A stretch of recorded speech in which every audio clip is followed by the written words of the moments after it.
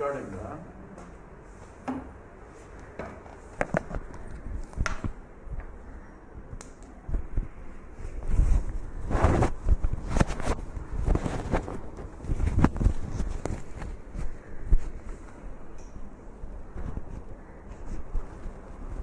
little bit more Panna.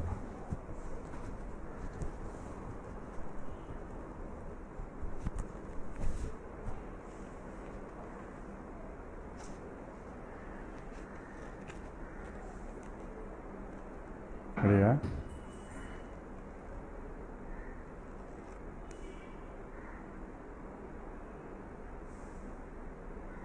Hari Om. Let's start with the prayer.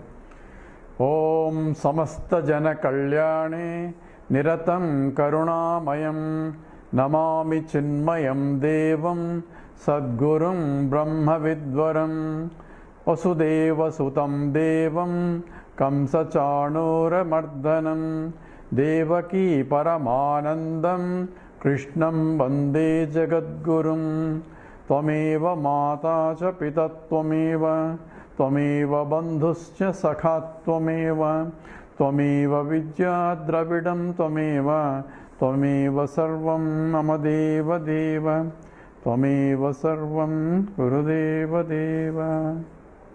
Hari Om.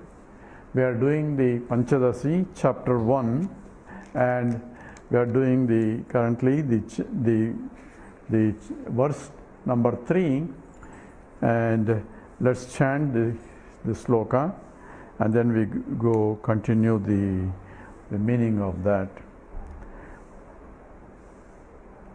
Sabdasparshadayo vedya Sabdasparshadayo vedya Vaichitya jagare pruthaku Vaichitya jagare pruthaku Tato vibhakta tatsambit Tato vibhakta tatsambit Eka rupyanna vidyate Eka rupyanna vidyate. Together.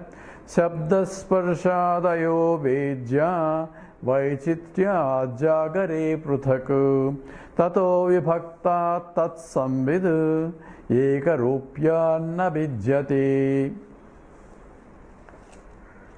So we are looking at the first line. Sabdasparshadayo vedya Vaichitya jagare pruthaku.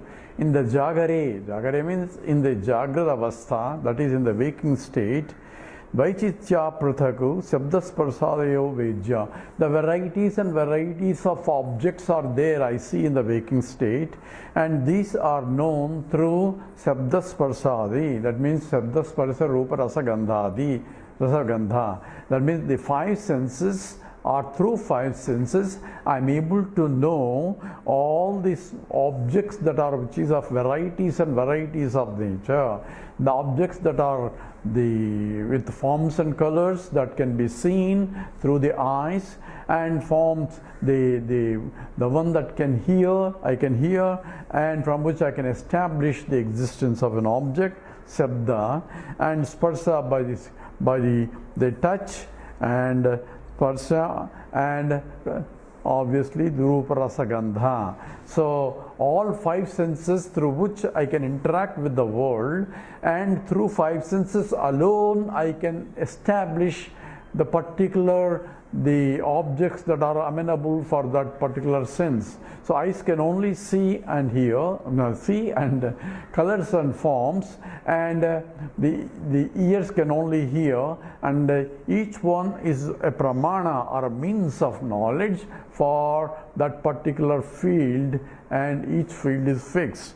And same way Rupam, Rasam, Gandham, and all through five senses I can establish or I can interact with the world that are there. I am not creating the world for me to experience. The world is there, but through five senses only I can interact with the world. If I don't have the five senses operating, obviously I have no interaction with the world. As far as I am concerned, the existence of the world cannot be established. It may be there, it may not be there. And we gave an example of a pitch dark room, where I am sitting in a pitch dark room and the lights went off obviously and completely dark, and when I enter there in that room I don't see any objects there. In fact, I had to make sure that I don't bump into something because I don't know what is there. And if someone asks me, is there a blue chair there? Forget about blue. I don't know whether the chair is there or any chair is there or not. So the chair may be there, may not be there, but I cannot see. So I cannot say it is there, I cannot say it is not there. So whether it exists or it doesn't exist, I have no way of knowing the existence of the object there. And therefore, for me to say that there is a chair, I need to see. So seeing becomes a pramana for me to know the existence or non-existence of a chair. And we gave an example about Gaga Boo. So is there a Gaga Boo in that? Says, I don't know whether Gaga Boo is there or not, but I cannot tell even what it is unless I have prior conception of what Gaga Boo is. That means even when the light is on, I cannot say whether Gaga Boo is there. Yes, if you ask Gaga Boo is there, says, I don't know. What is it Gaga Boo? What does it look like? Or how does it sound like? Or if it is a taste like, what does it taste like? So I should have a prior conception of what Gaga Boo is. How? By previous experience. So if I am experiencing for the first time, that's called cognition. So when I'm seeing an object for the first time which I don't know before, then I'm seeing it or I'm hearing it, I am perceiving it, but the perception only gives me a knowledge of the object with its attributes, but there is no recollection or recognition of the object because I have not seen that before. So first time when I am seeing it, I can say, here is an object, it looks like something like that before I saw. I can use upamana. Hey, this is it looks like a cow, but it's not really a cow because I know what cow is, but it's similar to cow. So I can make a comparison with respect to my knowledge. So there is a cognition but no recognition. So there's the first time, and second time, hey, this is what Gaga Boo is. So now I know how Gaga Boo looks like. Next time when you ask me whether Gaga Boo is there and if there is a light enough for me to see if it is an object or something to hear, if it is an object of the Shabda, and then I can establish whether it exists or it does not exist. So the point is that I have to see that the object is there for me to establish its existence. Not that I am making it to exist, I am only perceiving and knowing its existence or non-existence through a pramana. So pramana becomes a means of knowledge.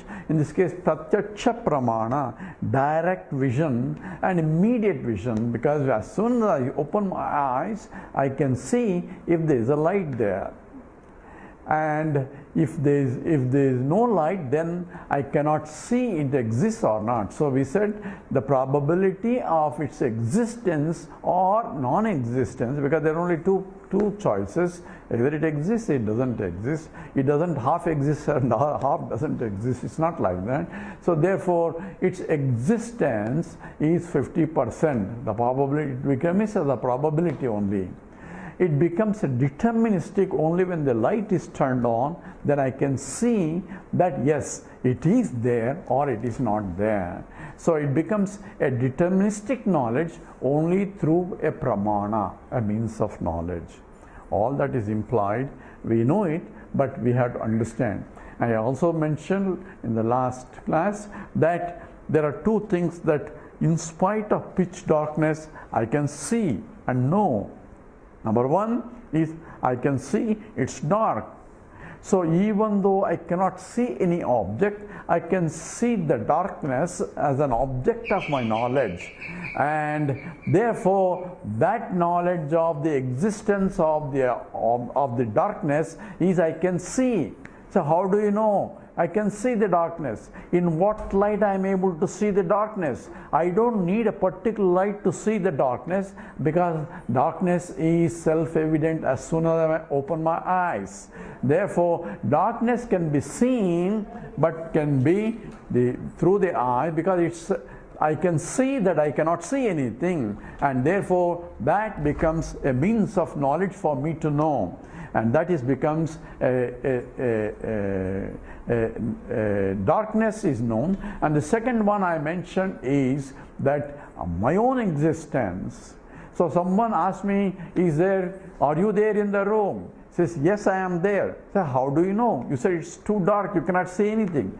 I don't need a light for me to see myself. I need a light for me to see every other object, but I don't need a light for me to see my object, to see myself. I know I am there, I know I exist, and I know I am conscious entity. In fact, I am a self-conscious entity, so I don't need any other means of knowledge or pramana to know that I am there and to know that I am conscious entity. This becomes very important, because I am aprameyam. Essentially, I am not an object of a knowledge, because I am the very subject, and I need not have any pramana to know myself, because I am self-revealing entity. Therefore, I know that I am there, I know it's dark also. Similarly, I know that I don't know. The ignorance is also self-revealing in that sense, since the mind, the absence of the presence of the absence of recognition of any object, absence of any means of knowledge, a pramana, and makes me to know that it is essentially too dark here in that. The same way, I cannot see any object. Similarly, I do not know that I know that I do not know. The ignorance is also I know, and that's essentially has to be understood also. And we'll come back into what is in terms of ignorance and maya and all that. So, tato, this is what Shabdas Parshadayo Vidya Vaichitya Jagare Prataku. So, in the Jagara sthiti, for me to see an object, I need the five senses, I need the light to illumine or appropriate means for which the pramana can operate. It's called secondary factors, the sufficient light. If it is not sufficient light, then I may see something, but I may see some attributes of the object, but not all attributes for me to make a cognition and a recognition of the object. If all attributes are not clear, then I may make a wrong recognition of the object that is there. This is called errors in perception. We will go into that later. But here, at least we have established that I have to be there, and the objects have to be there, and I have to establish its existence or non-existence. So, we make a rule now. Existence of an object is established. Existence of an object is established by the knowledge of its existence. I'll repeat again. The existence of an object is established by the knowledge of its existence. If I do not know that it exists, just as like in a chair in the dark room, and therefore its existence is not established. It may be there, it may not be there. So its existence is established only when I come to know that it is there. How do I come to know? When I see clearly.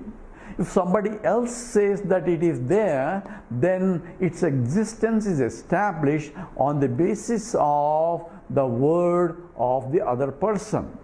And I should have the faith that he is telling me the truth. It becomes a Shabda Pramana. That Shabda Pramana is different from this Shabda Svarshadayo. That is a separate means of knowledge where I cannot see the Vishaya. Vishaya means object is not seen, whereas in this case Shabda Sparsha, where when can I hear, I can establish the existence of the object without anybody else, because I can hear, therefore it is there even though I don't see it.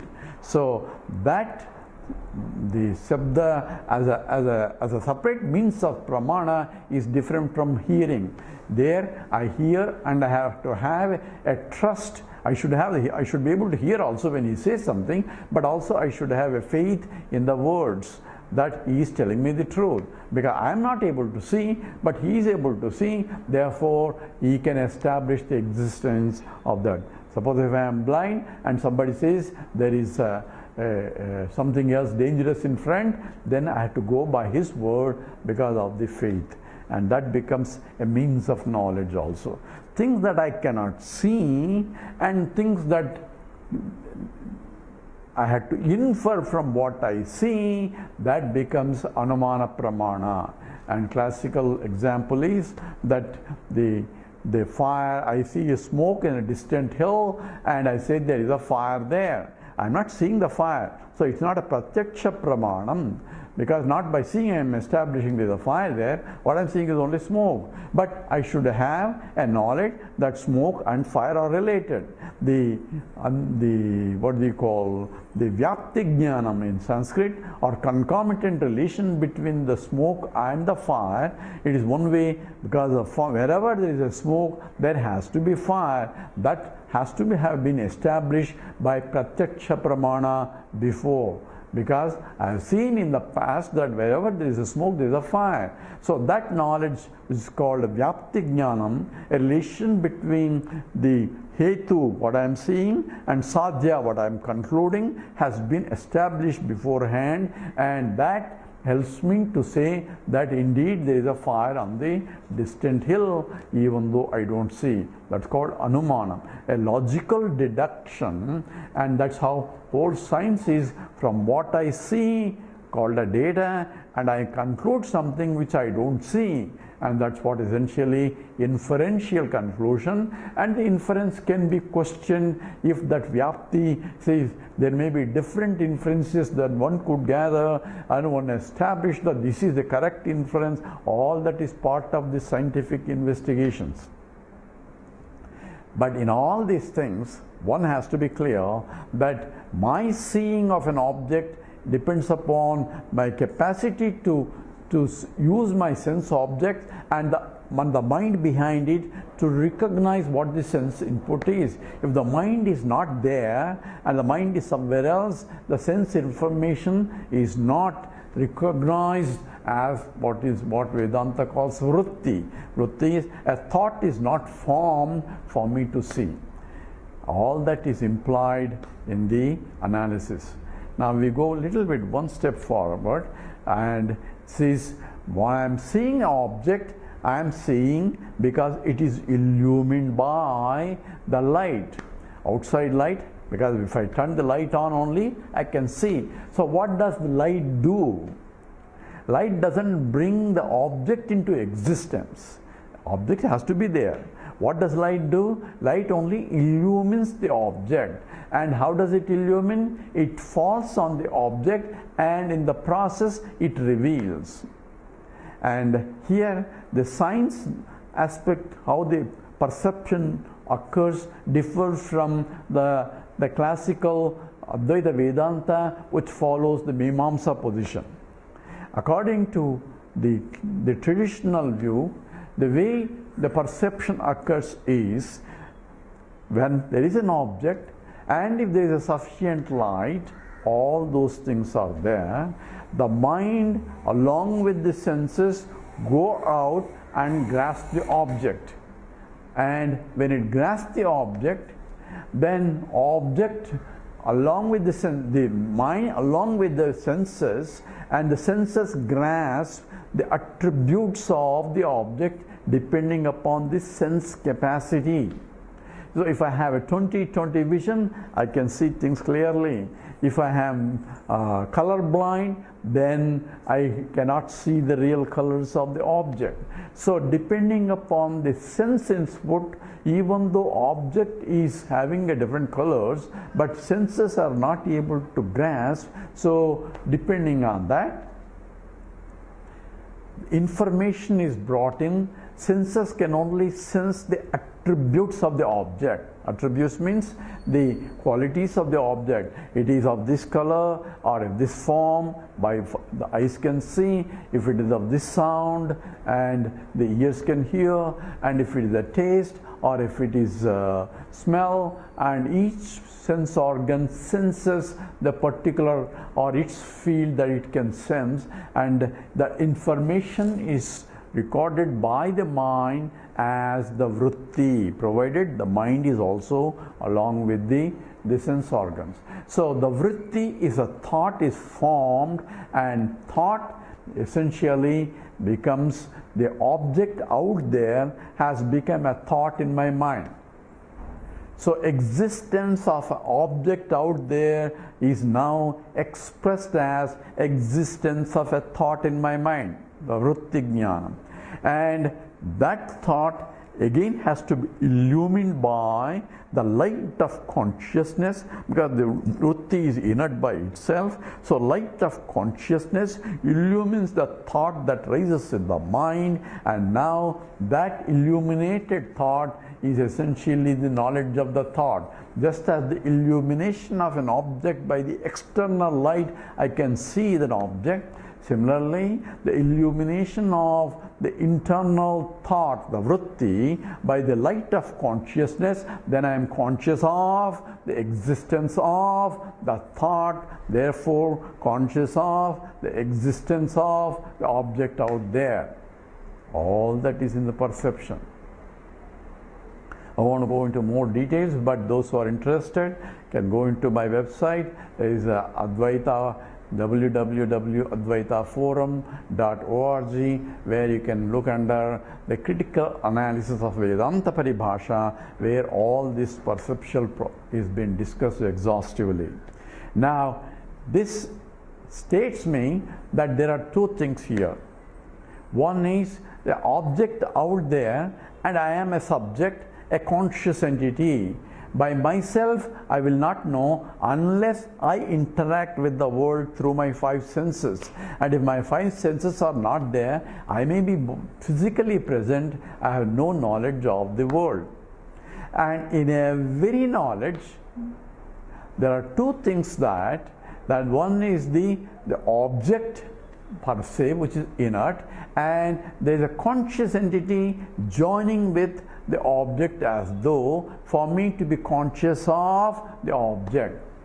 So I went all the details here, but in the essence, essentially, if you look at the summary of it, there is an object out there, senses gather the information, attributes of the object, and forms a vritti in the mind. Vritti is a thought, and the thought is illumined as though by the light of consciousness, and that light of consciousness is reflected by the vritti back to the mind, and therefore there is a knowledge of the vritti.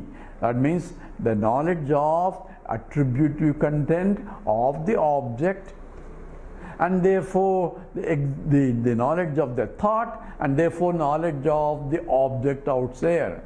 How did the knowledge comes? Consciousness that I am is illumining the thought, which essentially contents of the object outside. So the consciousness I am joining with the existence of the object expressed as the thought in my mind, for me to know that I am conscious of the thought and the contents of the thought, and therefore which are reflection of the attributes of the object out there. All that is involved. Therefore consciousness I am has to join with the existence of the object expressed as a thought.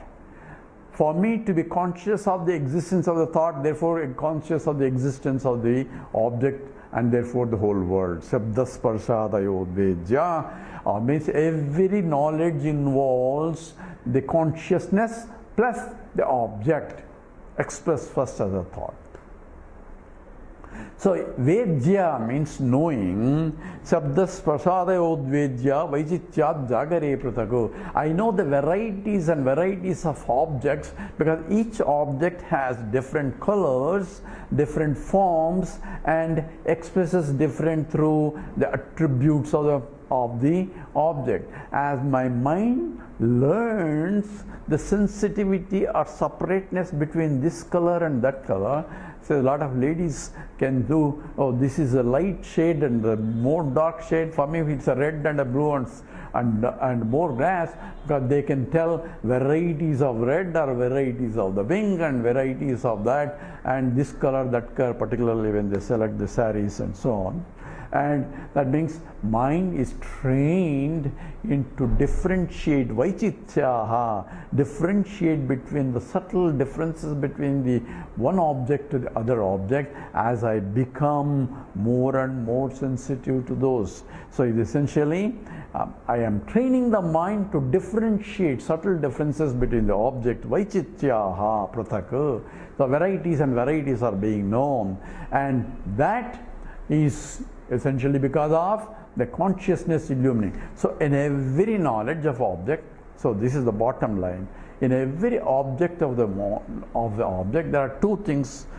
One is the object which is inert, and there is a subject consciousness joining with it for me to be conscious of the object. So in every knowledge, consciousness part is there. So when I am seeing a chair, there is a chair thought, and the chair thought plus the consciousness, therefore I am conscious of the existence of the chair. When I turn this side, then I see a table there. Now I have grasping the table, a vritti of the table is formed in my mind, and now consciousness joining with the vritti for me to be conscious of the vritti of the table. So what happened to the chair? That thought has gone, but the chair thought has come. And the chair thought has gone, table thought has come.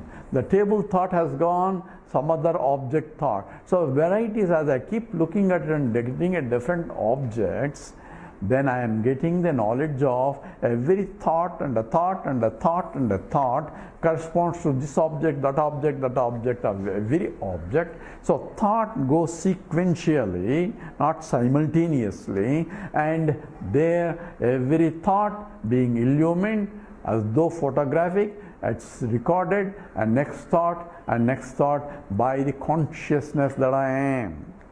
And those are important, will be recorded into the memory, where the recognition and recollection has to take place, which I can bring it back, which I have saw before in the previously, I can bring it back into my memory. So in every knowledge, subject I and the object are interacting for me to be conscious of the object. The consciousness and existence that I am joining with the existence expressed in the form of a thought for me to be conscious of the existence of the thought, and therefore conscious of the existence of the object out there. So consciousness plus the object makes it the knowledge of the object. So now we look at it. The things that are changing are the attributive content of every object is keep changing. Every object is changing because the attributive contents of the object is changing, and that differs because it is continually changing. We call it Omkat. It is objects are made up of materials and continuously changing, and they are attribute contents, and they are temporal because it is bounded by the time. And that joining with consciousness, because I am conscious of all the time, conscious of this and I am conscious of that. So in every thought and every knowledge of the thought and every knowledge of the object out there, consciousness that I am and the object expressed as existence in my mind joining together, and therefore I am conscious of it. What is changing is not the existence but the attributive content of each object that is changing, and therefore the changing things are there, and in this changeless entity here is the consciousness that I am, plus also the existence expressed in varieties of thoughts too.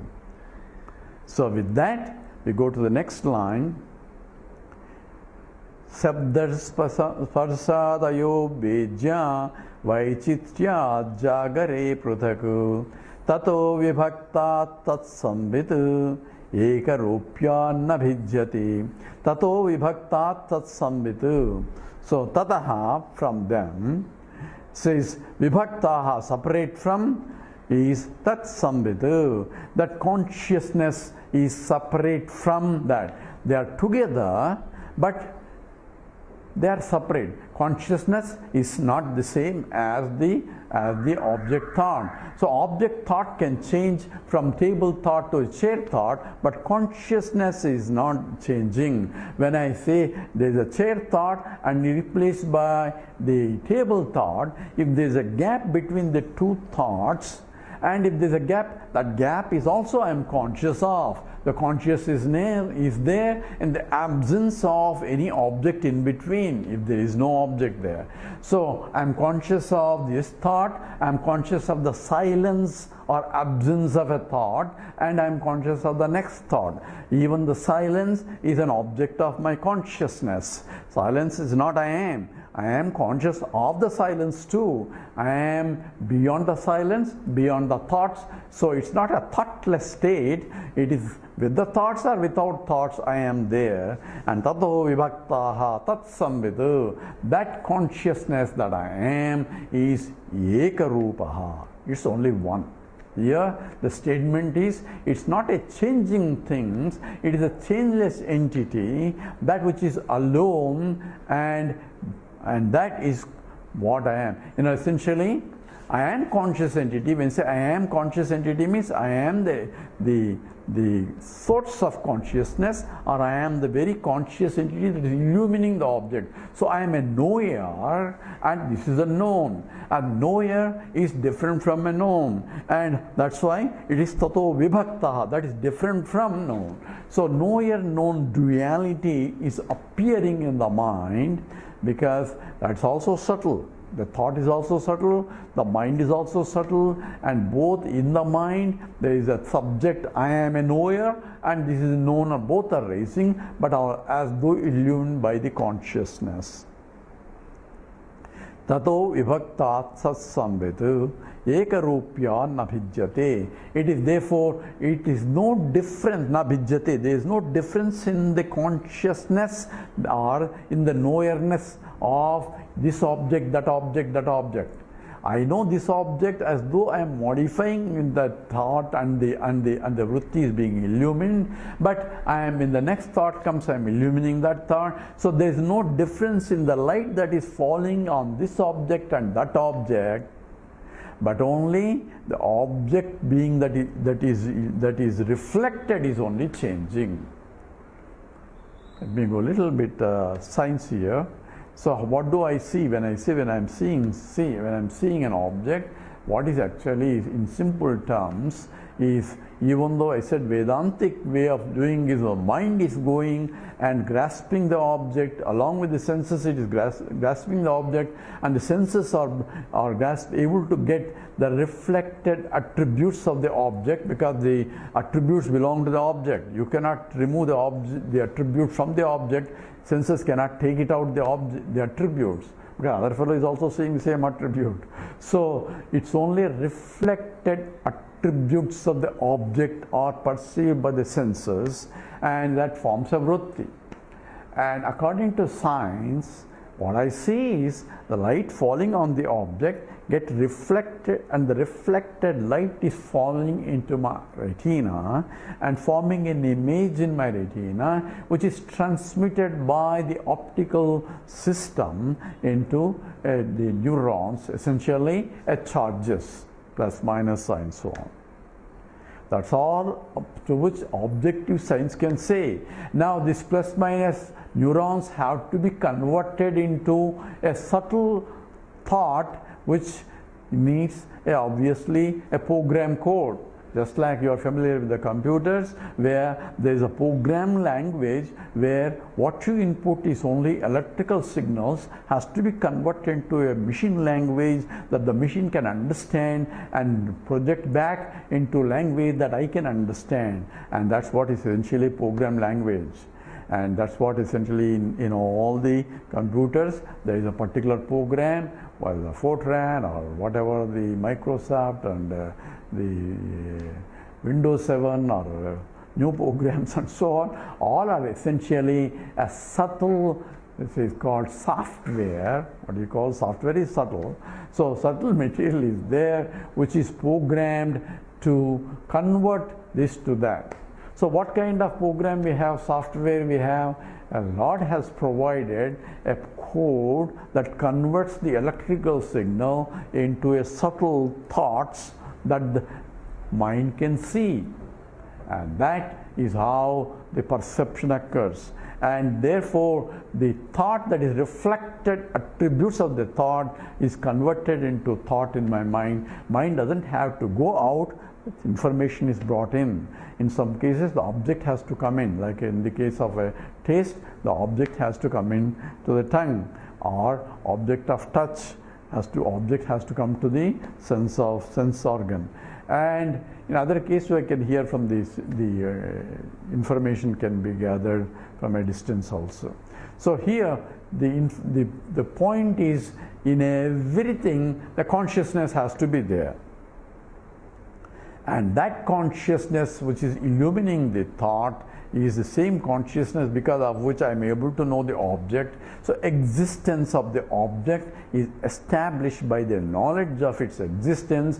Knowledge occurs through, same as I am conscious of the object. So in every object there is a consciousness, and which is expressed as a knower or a knowledge, and the object a known. Knower is different from the known. Known is inert entity, and I cannot know the consciousness as an object because consciousness cannot be objectified because it's not inert entity, and therefore one should know that I am conscious of consciousness.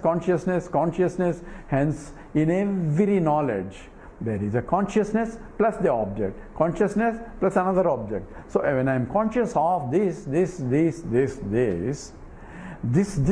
can change, consciousness cannot change. I am the subject all the time as long as the mind is there, and through the mind I will know. And therefore here it says tato vibhaktat satsambhitu ekarupya nabhijyate. It is one of only one in every knowledge. It is not bijyate, doesn't change at all in every perception. So in every knowledge I am there. Without me, knowledge of the object cannot be there, cannot happen. And without me establishing knowledge, existence of the knowledge, existence of the object remains as indeterminate. And that's what the word is, anirvachaniyam. It may be there, it may not be there. And that is essentially part of the knowledge here. So the consciousness is not an attribute of myself. So this is where some of the philosophers differ. Say I am conscious of this. It's not an attribute that I am with the presence of an object. Now I gain the attribute of consciousness for me to be conscious of. It's called essentially, particularly in the Visishtadvaita, says there are two consciousness. The self-consciousness is different from the consciousness of the object. Consciousness of the object arises when I am conscious of the object. It's an attribute of myself. But here, it's not an attribute, it is my own nature, and that has to be understood here. Ekarupya nabhijyate. How is it my nature? We go into more details later when we talk about what is that consciousness. How my consciousness, does it differ from your consciousness? Is there two consciousnesses, or and so on and so forth? That need to be understood. But here in this loka, what the Vidyaranya says, in every knowledge of any object, there is consciousness, and there is no difference in the consciousness because I am conscious of this, I am conscious of that. So in every knowledge there is a consciousness, I am there. In every knowledge of object, I have to be there. And that consciousness that I am does not differ. I know this, I know that, I know something else. This, that keep changing, but I know will not change. That consciousness is not an object, it is not an inert entity, it's a conscious entity. So anything that inert thinks does belong to I know, because I know the object. Anything that can be objectified is inert, and that essentially Krishna talks about the kshetram, idam shariram kaunteya kshetram ichabhidiyate. And there is a knower of the kshetram and called kshetrajna, and that kshetrajna is equated to the totality in the sloka itself. Kshetrajnam sabimam viddhi sarvashetreshu bharata. But what is kshetram? Anything that can be objectified comes under kshetram. And the very subject cannot be kshetram. He is called kshetrajna. He is a knower of this field. I am different from the field. And that is one. So in the waking state, I know the whole world in the waking state, since I had to transact with the world, and therefore I am a knower different from the known. Knower is a conscious entity, known is inert entity. Knower exists, known also has to exist for me to be conscious of its existence. And I do not establish its existence. I establish existence through the knowledge only that it is become a deterministic knowledge, and therefore its existence is recognized only when I, the knower, know it. So in the Kenoparishad, it is pratibodha viditam matam. It is revealed in every knowledge. So it's not that I have to sit somewhere and go somewhere and do something to recognize that I am a consciousness. What I need is a viveka, a discriminative intellect to differentiate the knower and known in every knowledge, and shift my attention to the knower, ignoring the known, and that becomes a recognition of my own self. Not that I am establishing myself, it's a recognition of my own self, and that we'll go into more details in the next sloka. With this we stop here. Om Purnamada Purnamidam Purnat Purnamudachyate Purnasya Purnamadaya Purnameva Sishyate. Om Shanti Shanti Shanti. Harihi Om Sri Gurubhyo Namaha. Harihi Om. Stop now.